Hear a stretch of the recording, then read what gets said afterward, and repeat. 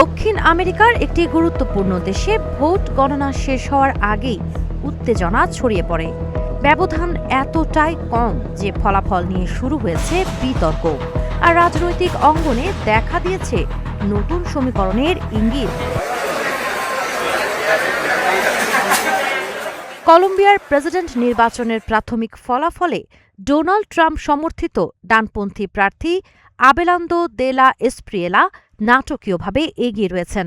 ৯৯% বেশি ভোট গণনা শেষে তিনি প্রায় ৪৯.৭% ভোট পেয়েছেন, যেখানে বামপন্থী প্রার্থী ও বর্তমান প্রেসিডেন্ট গুস্তাভো পেত্রোর ঘনিষ্ঠ সহযোগী ইভান সেপেদা পেয়েছেন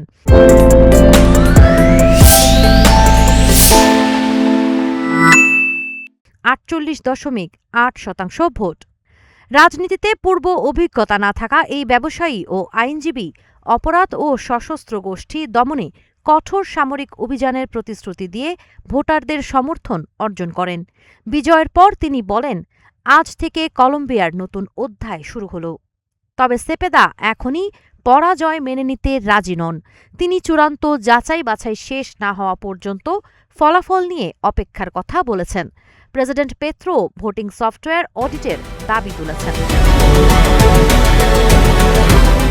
এদিকে ফলাফল ঘোষণার পর দেশের বিভিন্ন স্থানে মিশ্র প্রতিক্রিয়া দেখা গেছে।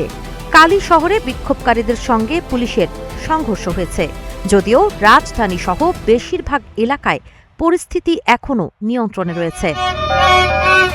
সাবা খান, নাগরিক প্রতিদিন।